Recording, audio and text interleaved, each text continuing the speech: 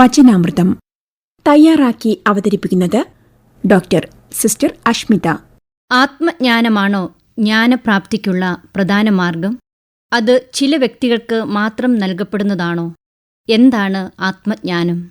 ആത്മജ്ഞാനമെന്നാൽ ദൈവം നമ്മെ കാണുന്നതുപോലെ നമുക്ക് നമ്മെ കാണാനും തിരിച്ചറിയുവാനും സാധിക്കുന്ന അവസ്ഥാവിശേഷമാണ്.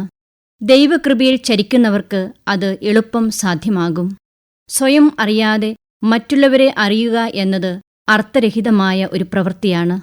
നമ്മെ അറിയാതെ മറ്റുള്ളവരെ അറിയുന്നതിൽ ഒരു സാങ്കത്യവുമില്ല. കാരണം അറിയുന്നവൻ അജ്ഞനായിരിക്കാൻ പാടില്ലല്ലോ. യവനചിന്തകനായ ഹെറാക്ലീറ്റസിന്റെ അഭിപ്രായത്തിൽ അജ്ഞൻ അന്ധകാരത്തിൽ നടക്കുന്ന ഒരു വ്യക്തിക്ക് തുല്യമാണ്. സ്വയം പ്രകാശിക്കാതെ നമുക്കു ചുറ്റും 1000 വിളക്കുകൾ കത്തിച്ചാലും നമ്മിൽ വെളിച്ചം നിറയുകയില്ല. അകത്തുനിന്ന് പ്രകാശിക്കപ്പെടണം, അഥവാ സ്വയം അറിയണം. അറിയുക എന്നാൽ നമ്മെ മനസ്സിലാക്കുക എന്നർത്ഥം. നമ്മുടെ പാരമ്പര്യം, ത്വക്കിന്റെ നിറം ഇവയൊന്നും മാറ്റാനാവില്ല. എന്നാൽ സ്വയം ഉൾക്കൊണ്ട് അംഗീകരിച്ചാൽ നമ്മെപ്പോലും അത്ഭുതപ്പെടുത്തുന്ന മാറ്റങ്ങൾ നമ്മുടെ പെരുമാറ്റത്തിലുണ്ടാകും. ആത്മജ്ഞാനിയായൊരു വ്യക്തിക്ക് മറ്റൊരാളെ അടിമയാക്കുവാൻ സാധ്യമല്ല. അവരെ ആർക്കും അടിച്ചമർത്തുവാൻ കഴിയില്ല.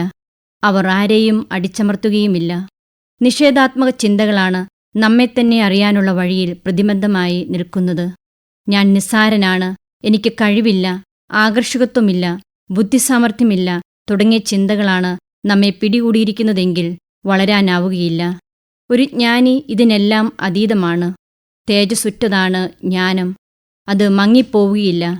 ജ്ഞാനം ലഭിച്ചവർ ദൈവത്തിനും മനുഷ്യർക്കും പ്രീതിപാത്രമാകുന്നു. യോഗ്യതയുള്ളവരെ ജ്ഞാനം അന്വേഷിച്ചു ചെല്ലും. അവരുടെ ചിന്തകളിലും പാതകളിലും ജ്ഞാനം കനിവോടെ പ്രത്യക്ഷപ്പെടുന്നു. ശ്രീബുദ്ധന്റെ ഉപദേശത്താൽ കലങ്ങിയ പുഴയ്ക്കരികിൽ തെളിയുന്ന ജലത്തിനുവേണ്ടി കാത്തിരുന്ന് പുഴയുടെ സംഗീതം തിരിച്ചറിഞ്ഞ് വെളിച്ചം ലഭിച്ച ആനന്ദനെക്കുറിച്ച് സിദ്ധാർത്ഥ എന്ന നോവലിൽ നാം വായിക്കുന്നു. ആത്മജ്ഞാനമെന്നാൽ അവനവനിലേക്കുള്ള ഇറങ്ങിച്ചെല്ലലാണ്. പ്രക്ഷുബ്ധമായ മനസ്സിനെ ശാന്തമാക്കാൻ വേണ്ട സമയം ആത്മജ്ഞാനം ആഗ്രഹിക്കുന്ന വ്യക്തിക്കും വേണമെന്നു മാത്രം. വസ്തുതകൾ അറിയുന്നത് പാണ്ഡിത്യമാണ്, മറ്റുള്ളവരെ അറിയുന്നത് ബുദ്ധിയും.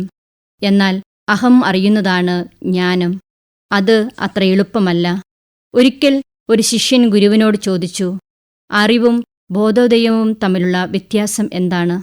ഗുരുവിന്റെ മറുപടി ഇപ്രകാരമായിരുന്നു: അറിവുണ്ടാകുമ്പോൾ നീ വിളക്കുകൊണ്ട് വഴി കാണിച്ചു കൊടുക്കുന്നു. ബോധോദയം ലഭിക്കുമ്പോൾ നീ തന്നെ വിളക്കായി മാറുന്നു.